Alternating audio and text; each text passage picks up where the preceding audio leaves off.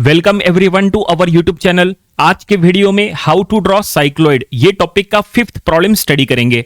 तो देखिए क्वेश्चन आपके सामने है, इसका सॉल्यूशन हमें ड्रॉ करना है। क्वेश्चन में क्या लिखा है वो हम पहले पढ़ेंगे। क्वेश्चन में लिखा है a coin 30 mm diameter rolls in a straight line on a table, plot and name the locus of a point lying on the circumference for one complete revolution। तो चलो हम इसका सॉल्यूशन ड्रॉ करेंगे। लेकिन number of students इस type का question जब exam में अटेम्प्ट करते हैं तो वो कंफ्यूज होते हैं। क्यों कंफ्यूज होते हैं? वो इसीलिए क्योंकि देखो क्वेश्चन में कहीं पे भी ये नहीं लिखा है कि ड्रॉ अ साइक्लॉइड। देखो कहीं पे भी वर्ड लिखा है क्या साइक्लॉइड? नहीं। एग्जाम में ये प्रॉब्लम ऑलरेडी 2-3 बार आ चुका है और जब कभी भी एग्जाम में आता है ऐसा ही स्टेटमेंट में आता है, बस डायमीटर ज्यादा से ज्यादा चेंज करेंगे। कभी 30 mm आता है, कभी 40 mm, कभी 50 mm, लेकिन कहीं पे भी साइक्लॉइड ये वर्ड नहीं लिखा होता है। तो नंबर ऑफ स्टूडेंट्स यही कंफर्म कर नहीं पाते कि ये साइक्लॉइड का क्वेश्चन है या इन्वॉल्यूट का है कि इलिप्स का है कि पैराबोला का है, और इसीलिए वो इस टाइप के क्वेश्चन का सॉल्यूशन एग्जाम में ड्रॉ नहीं कर पाते क्योंकि वो कंफ्यूज रहते हैं। लेकिन ऐसा नहीं होना चाहिए, इसलिए आपको ज्यादा से ज्यादा प्रॉब्लम्स की प्रैक्टिस करना चाहिए। आपको यह समझना बहुत जरूरी है कि कब साइक्लॉइड बनता है, कब इन्वॉल्यूट बनता है, कब इलिप्स बनता है, कब हाइपरबोला बनता है। ये आपको स्टडी बहुत अच्छे से करना चाहिए प्रिपरेशन डेज में, ठीक है। तो चलो यहाँ पे ये साइक्लॉइड का क्वेश्चन है, ये तो हमने आपको बता दिया, लेकिन ये कैसे पहचानना कि ये साइक्लॉइड का क्वेश्चन है? तो सिंपल सी ट्रिक है, देखो पहचाने का तरीका आपको बताते हैं। क्वेश्चन में अगर हम प्रॉपरली चेक करेंगे तो यहां पे लिखा है कॉइन। अब कॉइन जो है वो सर्कुलर होगा, है ना, सर्कुलर कॉइन होगा, ये कंफर्म है। उसका डायमीटर कुछ भी हो, अभी तो 30 दिया है, एग्जाम में 30, 40, 50 कुछ भी आ सकता है। कॉइन जो है वो सर्कुलर होगा।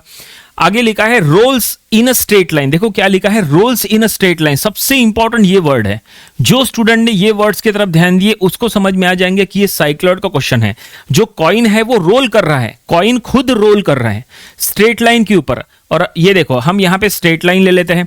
अब ये कॉइन जो है ऐसा रोल करने वाला है। जब ये कॉइन ऐसा रोल करेगा तो हमने आपको इसके पहले के वीडियोस में भी बताए थे। अभी तो ये क्वेश्चन नंबर 5 चल रहा है, इसके पहले हमने 4 क्वेश्चंस लिए थे, उसमें हमने आपको साइक्लॉइड के 4 टाइप्स बताए थे।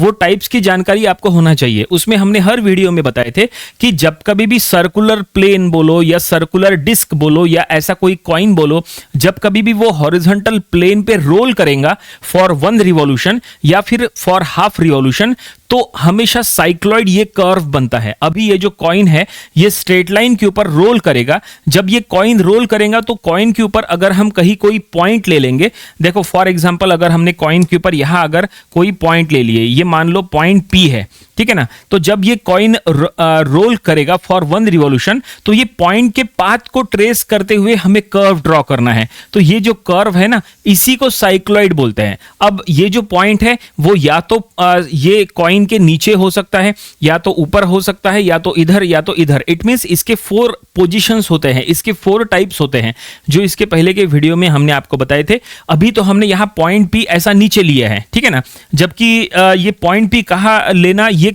कभी कभी क्वेश्चन में दिया होता है। देखो अभी यहां पे अलग से बता रहे, ठीक है। देखो ये जैसे कॉइन है ना, अगर हम कॉइन को 4 पार्ट में ऐसा डिवाइड करेंगे, मतलब सर्कल को हमने डिवाइड किए। अभी हमने पॉइंट P कहां लिए? पॉइंट P यहां नीचे में लिए है ना। तो कभी जो है ये पॉइंट P, एक मिनट, कभी जो है ये पॉइंट P ऐसा नीचे लिया जाएगा, ये टाइप 1 में आता है। कभी ये पॉइंट P ऊपर लिया जाएगा, ये टाइप 2 में आता है। कभी ये पॉइंट P इधर लेफ्ट साइड में लिया जाएगा, ये टाइप 3 में आता है। और कभी पॉइंट P जो है वो राइट साइड में लिया जाएगा, ये टाइप 4 में आता है। ये 4 टाइप्स के अकॉर्डिंग अलग अलग टाइप के कर्व बनते हैं। टाइप 1 का कर्व जो है वो ऐसा बनता है, ठीक है। टाइप 2 का कर्व जो है, ये देखो ये टाइप 2 है, उसका कर्व ऐसा बनता है, ठीक है। टाइप 3 का कर्व जो है टाइप 3 का कर्व जो है वो यहाँ पे ऐसा बनता है, ये देखिए ऐसा कुछ बनता है। और टाइप 4 का जो कर्व है, टाइप 4 का कर्व कुछ ऐसा बनता है, इस तरह से बनता है। अलग अलग टाइप के कर्व बनते हैं, डिपेंड करता है कि पॉइंट P का पोजीशन कहाँ है, ठीक है। और एग्जाम में जब कभी भी साइक्लॉइड के क्वेश्चंस आते हैं तो आपको हमेशा ये पहले चेक कर लेना चाहिए कि आपको पॉइंट का पोजीशन कहां दिया है। अभी देखो क्वेश्चन आपके सामने है, आगे देखो क्या लिखा है। क्वेश्चन में आगे लिखा है कि plot and name the locus of a point. क्या लिखा है? Plot and name the locus of a point lying on the circumference for one complete revolution. मतलब यह है कि ये कॉइन के सर्कमफरेंस पे कहीं पे भी एक कोई पॉइंट है, मान लो कि पॉइंट P, और जब ये कॉइन हॉरिजॉन्टल स्ट्रेट लाइन के ऊपर रोल कर रहा है, टेबल के ऊपर रोल कर रहा है, तो वो पॉइंट P के पाथ को ट्रेस करते हुए हमें कर्व ड्रॉ करना है, तो ऑब्वियसली वो एक साइक्लॉइड ही बनेगा। ठीक है ना। तो ये पॉइंट का पोजीशन यहां देखो क्वेश्चन में कहीं पे भी लिखा नहीं है। कभी कभी क्वेश्चन में लिखा होता है कि point P is at the bottom, कभी कभी लिखा होता है point P is at the top, point P is at the left, point P is at the right. कभी कभी क्वेश्चन में पॉइंट का पोजीशन दिया होता है और उसी के अकॉर्डिंग आपको वो पॉइंट का जो है पाथ को ट्रेस करते हुए साइक्लॉइड ड्रॉ करना होता है। यहां देखो ये क्वेश्चन में कहीं पे भी पॉइंट P का पोजीशन दिया है क्या? नहीं, एग्जाम में ये ऐसा ही आया था, कहीं पे भी पॉइंट का पोजीशन नहीं दिया है। तो आप कहोगे कि अगर पॉइंट का पोजीशन नहीं दिया है और अगर हमें समझ में आ गया है कि ये साइक्लॉइड है, तो पॉइंट का पोजीशन कहां लेना, ऊपर लेना कि नीचे लेना कि लेफ्ट में लेना कि राइट में लेना? तो ये डिसीजन पूरा आपका है, ये पूरा डिसीजन आपका है कि पॉइंट P का पोजीशन आपको कहां लेना है। लेकिन हम आपको बता रहे, सुनो, लेकिन अगर हमारे हिसाब से अगर क्वेश्चन में कहीं पे भी अगर पॉइंट का पोजीशन नहीं दिया है तो हमेशा पॉइंट P बॉटम में लेके ही साइक्लॉइड ड्रॉ किया करो। ठीक है, फिर से बता रहे, सुनो, अगर क्वेश्चन में पॉइंट P का पोजीशन अगर नहीं दिया है तो ठीक है, पॉइंट P का पोजीशन दिया है तो आप उसके अकॉर्डिंग चलो। लेकिन अगर पॉइंट P का पोजीशन नहीं दिया है तो हमेशा पॉइंट P का पोजीशन बॉटम में रख के ही आपको साइक्लॉइड ड्रॉ करना है। इसका मतलब अगर नहीं दिया है तो बाय डिफॉल्ट पोजीशन हो गई पॉइंट P की कि पॉइंट P आपको बॉटम में लेना है, ये बाय डिफॉल्ट पोजीशन हो गई, ये ध्यान में रखो। ठीक है, इसको बिल्कुल भी लाइटली मत लो, क्योंकि साइक्लॉइड में नंबर ऑफ स्टूडेंट्स कंफ्यूज इसीलिए होते हैं कि पॉइंट P का पोजीशन कहां लेना है। तो नहीं दिया है तो ऑब्वियसली पॉइंट P नीचे लेके ही आपको साइक्लॉइड ड्रॉ करना है, ये कंफर्म है। फिर भी एक बार आप अपने कॉलेज के लेक्चरर को पूछ लेना कि सर, उनको पूछना कि सर अगर क्वेश्चन एग्जाम में आता है पॉइंट P का पोजीशन नहीं दिया है तो हमें कहाँ लेना चाहिए।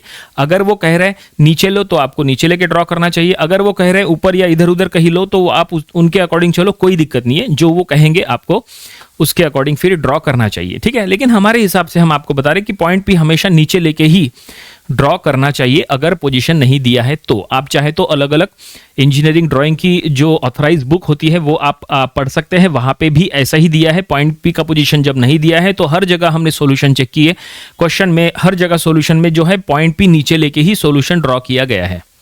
ठीक है, आप देख सकते हैं, कोई दिक्कत नहीं है। ठीक है, तो फिलहाल हमने आपको पूरी तरह से बता दिए है कि ये साइक्लॉइड का क्वेश्चन है, पॉइंट P नीचे लेके साइक्लॉइड ड्रॉ करना है। तो चलो अब हम इसका सॉल्यूशन फाइनली ड्रॉ करेंगे, और पूरा साइक्लॉइड होने के बाद फिर उसके ऊपर टेंजेंट और नॉर्मल भी आप चाहे तो ड्रॉ कर सकते हैं। अगर क्वेश्चन में लिखा है कि टेंजेंट और नॉर्मल ड्रॉ करो तो ड्रॉ करो, नहीं लिखा है तो ड्रॉ करने की जरूरत नहीं है। देखो क्वेश्चन में यहाँ कहीं पे भी लिखा नहीं है ड्रॉ द टेंजेंट, तो ड्रॉ मत करो, कोई जरूरत नहीं है उसकी। ठीक है, तो चलो हम यहाँ पे ड्रॉ करना स्टार्ट करते हैं। तो हमारे पास कुछ ड्राइंग टूल्स है, हम उसका यूज करेंगे। तो सबसे पहले कंपास की जरूरत पड़ेगी, स्केल की जरूरत पड़ेगी, और हो सके तो प्रोटेक्टर की भी जरूरत पड़ेगी। ठीक है, और ये जो हमारे पास इंस्ट्रूमेंट्स है, ये जो ड्राइंग इंस्ट्रूमेंट्स है, इससे परफेक्ट बनता है ऐसा नहीं है, थोड़ा सा कम ज़्यादा हो सकता है। आप अपने ड्राइंग बुक में जब आप ड्रॉ करोगे तो सभी इंस्ट्रूमेंट्स का प्रॉपर यूज़ करना, तो बिल्कुल परफेक्टली वो बनेगा। ठीक है, हमें सर्कल ड्रॉ करना है, यानी कॉइन ड्रॉ करना है। 30 mm डायमीटर उसका दिया है, मतलब 15 mm का रेडियस होगा, बहुत ही छोटा सा।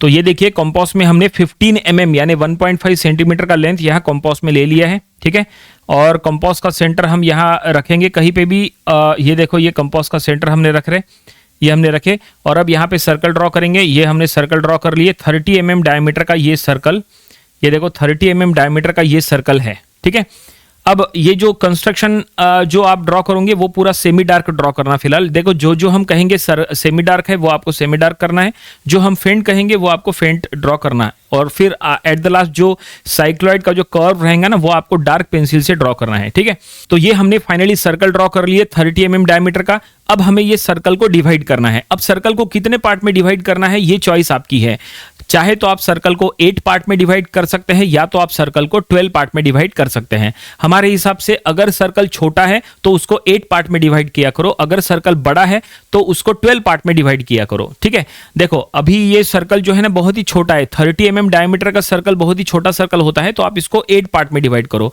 अगर यही सर्कल 50 mm डायमीटर के ऊपर का होता ठीक है। 50 mm डायमीटर के ऊपर का अगर सर्कल है तो आप उसको 12 पार्ट में डिवाइड कर सकते हैं, ठीक है। लेकिन फिलहाल हम इसको 8 पार्ट में ही डिवाइड करेंगे। देखो 8 पार्ट में डिवाइड करना ये भी कंपलसरी नहीं है, चॉइस आपकी है। अगर आपको 8 पार्ट कंफर्टेबल लगते हैं तो आप 8 पार्ट में करो, नहीं तो आप इसको 12 पार्ट में कर सकते हैं, कोई दिक्कत नहीं है। 12 पार्ट में भी फुल मार्क्स मिलते हैं, 8 पार्ट में भी फुल मार्क्स मिलते हैं।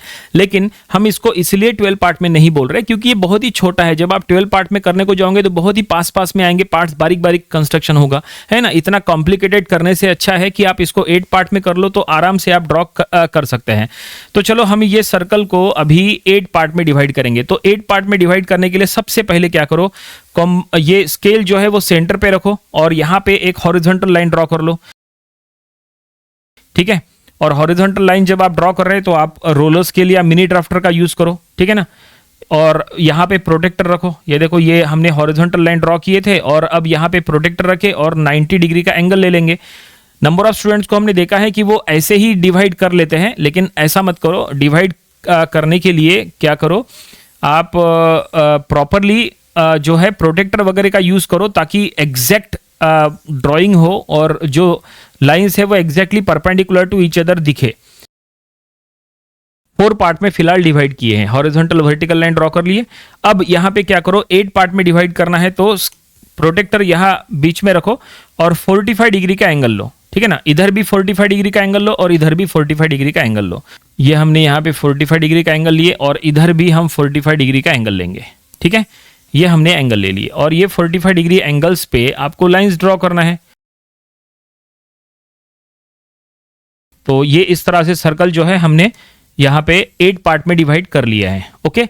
अब सर्कल को डिवाइड करने के बाद अब इसको नेमिंग देना है। अब नेमिंग कैसे देना है वो यहाँ समझ लो, क्योंकि नेमिंग नंबर ऑफ स्टूडेंट्स जो है नेमिंग के टाइम जो है वो गलती करते हैं। नेमिंग गलती नहीं होनी चाहिए, इसलिए सबसे पहले एक काम करो, हॉरिजॉन्टल प्लेन यहाँ पे ड्रॉ करो, क्योंकि ये जो सर्कल है, ये जो कॉइन है, हॉरिजॉन्टल जो टेबल है, जो टेबल के ऊपर ये रोल कर रहा है, वो टेबल हमने यहाँ पे एक ऐसी लाइन ड्रॉ कर ली है, टेबल सरफेस ऐसा बोलो। लेकिन ये कितना, इसका लेंथ क्या होना चाहिए, तो इसका लेंथ फाइंड आउट करना पड़ता है आपको। तो ये लेंथ होता है, डिस्टेंस होता है पाई डी। पाई डी यानी सरकमफरेंस ऑफ द सर्कल। ये सर्कल का जो भी सरकमफरेंस है वो सरकमफरेंस आपको निकाल के यहाँ पे लिखना होता है, यहाँ पे आपको शो करना होता है। पाई डी सरकमफरेंस का फार्मूला पाई डी या फिर 2 पाई आर, ठीक है ना। तो आप चाहे तो यहाँ पे कैलकुलेटर का यूज करो, पाई इंटू डी, डी यानी डायमीटर, सो पाई इंटू 30 करेंगे। तो इसके लिए जो है हम यहाँ पे कैलकुलेटर का यूज करेंगे, क्योंकि कैलकुलेटर में पाई सिंबल अवेलेबल है, तो हम यहाँ पे यूज करेंगे पाई इंटू 30 करेंगे। तो ये आ चुका है 94.24। ये कितना आ रहा है, 94.247 mm, ठीक है। अब ये 247 पॉइंट में वगैरह तो नहीं आएगा, तो यहाँ पे हम स्केल से जस्ट 94 mm का लेंथ ले लेंगे। पाई डी का लेंथ हमने कंपास में ले लिए, तो यहाँ से उधर जो है हम 94 mm का लेंथ यहाँ पे मार्क करेंगे। हमने 94 mm का लाइन जो है यहाँ पे ड्रॉ किया है। 94.247 mm ऐसा आया था, उसमें से हमने 94 mm की लाइन यहाँ पे ड्रॉ कर लिए, विच इज द बेस। मतलब ये है, यहाँ पे पाई डी का लेंथ क्यों लिए ये भी समझना बहुत जरूरी है, क्योंकि ये सर्कल को यानी ये कॉइन को 1 रिवॉल्यूशन करने के लिए कितना डिस्टेंस लगेगा, तो ये कॉइन को 1 रिवॉल्यूशन करने के लिए 94 mm का लेंथ लगेगा। मतलब 94 mm के बाद इसका एक चक्कर जो है वो पूरा हो जाएगा, ठीक है। और अब हमें यहाँ पे नेमिंग देना है सर्कल पे। तो देखो नेमिंग कैसे देंगे, सबसे पहले पॉइंट का पोजीशन यहाँ पे ले लो। तो पॉइंट का पोजीशन जैसा हमने कहा, पॉइंट का पोजीशन हम यहाँ नीचे लेंगे पॉइंट पी। इसी के पाथ को ट्रेस करते हुए हमें साइक्लॉइड का कर्व ड्रॉ करना है, ठीक है। तो अब हम क्या करेंगे, यहाँ से क्लॉकवाइज नेमिंग देंगे, 1 2 3 4 5 6 7। ये देखिए, आपको हमेशा ध्यान में रखना है कि साइक्लॉइड में जब कभी भी आप नेमिंग देंगे तो आपको क्लॉकवाइज नेमिंग देना है। क्लॉकवाइज नेमिंग क्यों देना है, वो इसलिए क्योंकि ये जो कॉइन है, ये जो सर्कल है, वो हॉरिजॉन्टल प्लेन पे रोल कर रहा है, और जब ये रोल करेगा तो वो क्लॉकवाइज जाएगा ना, 2 क्लॉकवाइज रोल करेगा, इसलिए इसके नेमिंग भी क्लॉकवाइज होना चाहिए। इसलिए ये देखो हमने क्लॉकवाइज नेमिंग दिया है, देखो 1 2 3 4 5 6 7 इस तरह से, ठीक है, ओके। अब इतना होने के बाद आपको क्या करना है, अब आपको ये जो बेस है, ये जो बेस लाइन है, इसको आपको डिवाइड करना है। ये बेस लाइन को कितने पार्ट में डिवाइड करना है? उतने ही पार्ट में डिवाइड करो जितने पार्ट में आपने सर्कल को डिवाइड किए हैं। सर्कल को हमने 8 पार्ट में डिवाइड किए थे ना, तो ये जो बेस लाइन है इसको भी 8 पार्ट में डिवाइड करो। ये सब डिपेंड करता है कि सर्कल कितने पार्ट में डिवाइड हो रहा है। अगर सर्कल को आप 12 पार्ट में डिवाइड करोगे तो बेस लाइन को भी 12 पार्ट में डिवाइड करना कंपलसरी है, ठीक है। फिलहाल हम ये बेस लाइन को 8 पार्ट में डिवाइड करेंगे। तो अगर 8 पार्ट में डिवाइड करना है तो कैसे करेंगे? तो एक काम करेंगे, एक मिनट, ये जो कैलकुलेशन पार्ट है ना इसको हम साइड में कर लेते हैं, ये आप समझ गए होंगे। तो अगर इसको 8 पार्ट में डिवाइड करना है तो क्या करो, एक इंक्लाइंड लाइन ड्रॉ करो। 8 सेंटीमीटर का इंक्लाइंड लाइन जो है वो हम यहां पे ड्रॉ करेंगे, 8 सेंटीमीटर का, ठीक है। इसके पहले हमने एक स्पेशल वीडियो बनाए थे, ठीक है ना, वो वीडियो आप देख लीजिएगा। उसमें हमने बताए थे कि पर्टिकुलर लाइन को कैसे डिवाइड करना कंस्ट्रक्शन के थ्रू, ठीक है ना। कोई भी अगर पार्ट में डिवाइड करना है तो उसका लिंक हमने आज के वीडियो डिस्क्रिप्शन में दे दिया है, वो वीडियो आप देख लीजिएगा।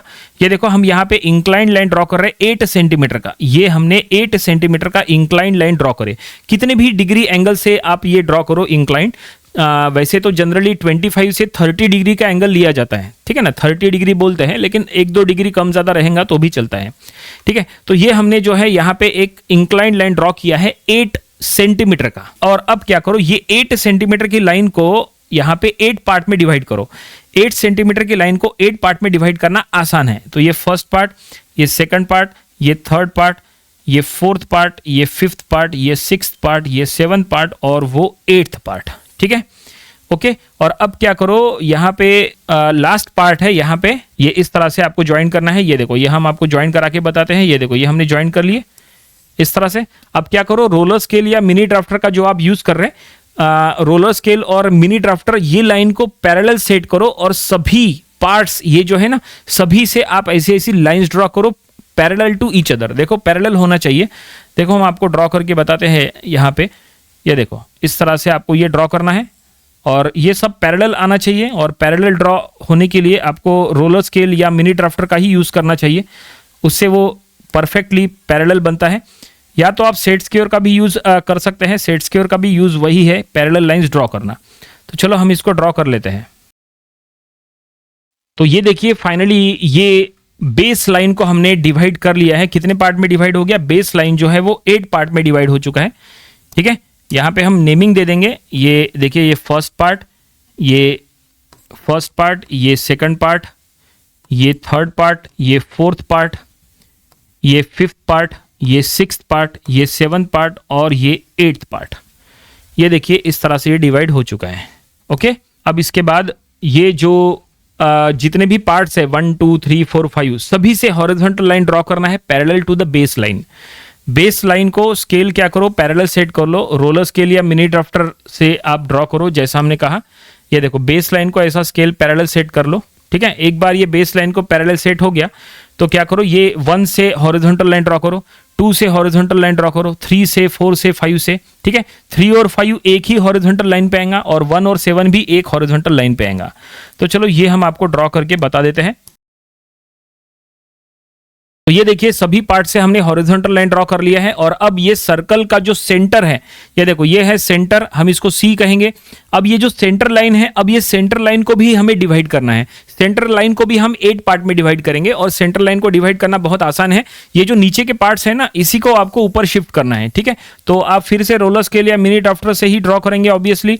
तो यहाँ पे हम इसको स्केल को प्रॉपर्ली सेट कर लेते हैं और अब यहाँ पे बस नीचे के पार्ट जो है वो ऊपर शिफ्ट करना है। देखो कैसे ये शिफ्ट होते हैं। जैसे नीचे का ये फर्स्ट पार्ट है, ये देखिए, ये हमने ऊपर के सेंटर लाइन तक आपको शिफ्ट करना है। और ये वर्टिकल, ये जो आपने वर्टिकल डायमीटर ड्रॉ किया है ना, वर्टिकल लाइन, उसको एग्जैक्टली रोलर स्केल या मिनी ड्राफ्टर पैरेलल सेट कर लो। तो ये देखिए, कंस्ट्रक्शन कुछ ऐसा हुआ है ये। और अब यहाँ पे नेमिंग भी देना है। तो ये C1, ये C2, ये C3, देन ये C4, ये C5, C6, C7 और लास्ट में ये C8। ये देखिए, इस तरह से सेंटर लाइन को भी हमने यहाँ पे 8 पार्ट में डिवाइड कर लिया है, ठीक है। नीचे के पॉइंट्स बस हमने ऊपर वर्टिकली शिफ्ट किए हैं, ओके। और अब यहाँ पे कंस्ट्रक्शन पूरा हो चुका है। अब हमें साइक्लॉइड के पॉइंट्स मार्क करना है। कंस्ट्रक्शन पार्ट बस इतना ही है।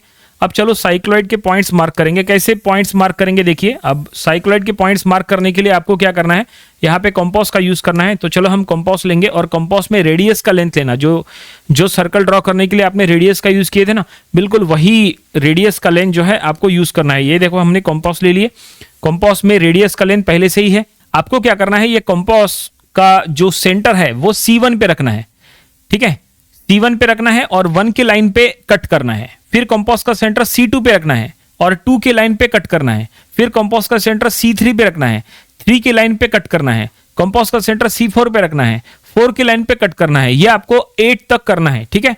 तो देखो हम आपको करके बताते हैं। सबसे पहले कंपास का सेंटर हमने C1 पे रखे, ये देखो कंपास का सेंटर C1 है, C1 पे रखे। और अब देखो ये सर्कल पे ये जो 1 है ना, 1 की ये जो लाइन है इसके ऊपर आपको कट करना है, ठीक है ना। जो रेडियस का लेंथ है वो, हाँ ये देखिए ये हमने कट करे 1 की लाइन, ये देखो ये 1 की लाइन है, 1 की लाइन पे हमने ये कट करे रेडियस का लेंथ। कंपास का सेंटर C1 पे है। अब कंपास का सेंटर C2 पे रखो, ये देखो कंपास का सेंटर C2 पे है। कंपास में फिर से रेडियस का लेंथ है, ठीक है, और ये लेंथ लेके आप 2 की लाइन पे कट करेंगे। ये 2 की लाइन है तो 2 की लाइन पे हम कट कर देंगे। तो देखो 2 की लाइन पे हम कट करके बताते हैं। ये देखो ये 2 की लाइन पे कट हो गया, ठीक है। अब कंपास का सेंटर C3 पे रखो, ठीक है, ये रखे कंपास का सेंटर C3 पे और अब 3 की लाइन पे कट करो। ये देखो ये 3 की लाइन, ठीक है, तो 3 की लाइन पे कट करना है। 1 मिनट ये सेट करने दो, यस। और अब ये कट हो गया, ये देखिए। अब कंपास का सेंटर C4 पे रखो, C4 पे रखे और 4 की लाइन पे कट करना है। तो ये देखो हम 4 की लाइन पे कट करेंगे तो ये कट नहीं होगा एक्चुअली, उसी के ऊपर ओवरलैपिंग में वो चलेगा, ये ऐसा, ये देखिए, ओके। देखो अभी आधा हुआ, ये 1, ये 2, ये 3, ये 4 पॉइंट्स मिल गए। अब उधर, अब कंपास का सेंटर C5 पे रखो, ये देखो कंपास का सेंटर C5 पे है, रेडियस का लेंथ है और 5 की लाइन, ये देखो ये 5 की लाइन है, ये 5 की लाइन पे कट करो। तो 1 मिनट, ये 5 की लाइन पे कट करेंगे। ये देखो ये 5 की लाइन पे कट करें, ये देखो, ठीक है। फिर कंपास का सेंटर C6 पे रखो, ये देखो कंपास का सेंटर C6 पे रखे, ठीक है ना। ये 6 की लाइन पे कट करो। तो चलो 6 की लाइन पे कट करेंगे। तो ये देखो ये 6 की लाइन पे हम कट करेंगे, ये कट हो गया, ये देखो यहाँ पे, ठीक है। फिर ये 7 की लाइन, देखो ये 7 की लाइन ना, 7 की लाइन कंपास का सेंटर C7 पे रखो। ये हमने कंपास का सेंटर C7 पे रखे और ये 7 की लाइन पे हम कट कर देंगे। तो ये हम 7 की लाइन पे ये कट कर देंगे, ये देखो ये कट हो गया। और अब कंपास का सेंटर C8 पे रखो और 8 की लाइन पे कट करो। ये 8 मतलब ये P की लाइन पे कट करो, यानी 8 की लाइन पे कट करो तो वो 8 के ऊपर ओवरलैप करेगा, ठीक है। कंपास का काम हो चुका है। तो ये देखिए फाइनली हमें सभी क्रॉस सेक्शन पॉइंट्स मिल चुके हैं। चेक करो कहाँ कहाँ पे है पॉइंट्स, ठीक है। तो ये देखो ये फर्स्ट क्रॉस सेक्शन पॉइंट यहाँ, ये सेकंड यहाँ कट गया, थर्ड यहाँ पे कट गया, फोर्थ यहाँ से जाएगा, फिर ये 5th यहाँ पे कट गया, 6th यहाँ पे कट गया, ये 7th यहाँ कट गया और 8 मतलब यहाँ पे आएगा, ठीक है। और अब हमें बस क्या करना है, ये सभी को ज्वाइन करना है। ये सभी को ज्वाइन करते हुए हमें यहाँ पे कर्व ड्रॉ करना है और ये जो कर्व रहेगा इसको बोलेंगे हम साइक्लॉइड, ठीक है ना, जो कि पॉइंट P का पाथ होगा। अब ये ज्वाइन करने के लिए आपके पास 2 ऑप्शन है, या तो आप फ्रेंच कर्व का यूज करो या तो आप फ्री हैंड ज्वाइन करो। फ्रेंच कर्व क्या होता है पता है क्या आपको? वैसे आपको बताते हैं फ्रेंच कर्व। ये देखो ये हमारे हाथ में फ्रेंच कर्व है, इसको बोलते हैं फ्रेंच कर्व। ये कोई भी स्टेशनरी में आपको मिल जाएगा। ये फ्रेंच कर्व का यूज करके आप आसानी से कोई भी कर्व ड्रॉ कर सकते हैं, ठीक है। और अगर आपको फ्रेंच कर्व यूज करना नहीं है तो आप फ्री हैंड ज्वाइन करो। ये सभी को जो है ऐसा फ्री हैंड ज्वाइन कर लो तो भी एक अच्छा कर्व बन सकता है, लेकिन उसके लिए आपको बहुत अच्छे से प्रैक्टिस करना चाहिए फ्री हैंड की, ठीक है ना, तब वो आएगा। तो चलो फिलहाल हम जो है यहाँ पे फ्री हैंड ज्वाइन कर लेते हैं। तो ये देखिए हमने साइक्लॉइड का कर्व यहाँ पे ड्रॉ कर लिया है। ये बहुत अच्छा नहीं बना है क्योंकि ये फिलहाल हमने फ्री हैंड ज्वाइन किया है, इसलिए अच्छे से आया नहीं है। लेकिन जब आप इसको ड्राइंग बुक में प्रॉपरली फ्रेंच कर्व का यूज करके वगैरह अगर ड्रॉ करोगे ना तो बहुत अच्छा और बहुत ही अच्छा स्मूथ कर्व बनेगा, ठीक है। ये थोड़ा सा कम ज्यादा हुआ है, लेकिन फिलहाल क्वेश्चन के अकॉर्डिंग ये देखो पूरा सोल्यूशन यहाँ पे बन के तैयार है। यहाँ पे हमने सभी क्रॉस सेक्शन पॉइंट को नेमिंग भी दिया है। एग्जाम में भी आपको नेमिंग देना चाहिए। देखो सबसे पहले पॉइंट P का पोजीशन यहाँ था, फिर ये P1, P2, P2, P3, P4, P5, P6, P7 और लास्ट में P8।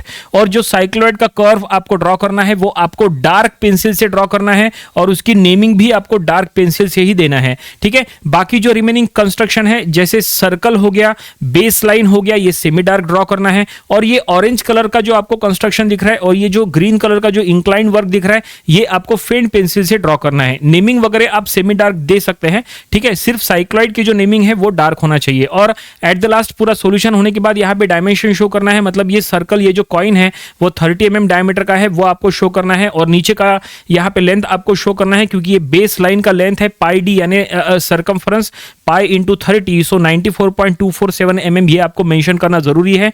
ये सॉल्यूशन का पार्ट है। तो क्वेश्चन अगर एग्जाम में ये आया तो आपको ऐसा सॉल्यूशन पूरा ड्रॉ करना चाहिए, आपको फुल मार्क्स मिल जाएंगे। यहां क्वेश्चन में कहीं पे भी टेंजेंट और नॉर्मल कहीं पे भी ड्रॉ करने के लिए कहा नहीं है। अगर इस टाइप का एग्जाम में कोई क्वेश्चन आता है तो ये जरूर चेक कर लेना कि क्वेश्चन में कहीं टेंजेंट और नॉर्मल भी ड्रॉ करने के लिए नहीं कहा है क्या, ये आपको चेक करना चाहिए। अगर टेंजेंट और नॉर्मल बोला है तो फिर आपको टेंजेंट और नॉर्मल भी ड्रॉ करना पड़ेगा। फिलहाल यहां पे बोला नहीं है इसलिए हमने टेंजेंट और नॉर्मल यहां ड्रॉ नहीं किया है। वैसे अगर आपको समझना है कि टेंजेंट और नॉर्मल ऐसे साइक्लॉइड पे कैसे ड्रॉ करना, अगर आपको वो समझना है तो इसके पहले ऑलरेडी उसके ऊपर हमने 4 वीडियोस बनाए थे। टाइप 1, टाइप 2, टाइप 3, टाइप 4 सभी टाइप के कर्व के लिए हमने साइक्लॉइड के ऊपर टेंजेंट कैसे ड्रॉ करना हमने उसमें बताए थे। वो वीडियो आप जरूर देखिए, हमारे यूट्यूब चैनल के साइक्लॉइड ये प्लेलिस्ट में आपको सभी वीडियोज मिल जाएंगे, ठीक है। फिलहाल ये क्वेश्चन का ये सॉल्यूशन पूरा बन के तैयार है। आई होप आपको ये पूरा सॉल्यूशन समझ में आया होगा। ये जो कॉइन है ये हॉरिजॉन्टल टेबल के ऊपर ऐसा रोल करेगा फॉर 1 कंप्लीट रिवॉल्यूशन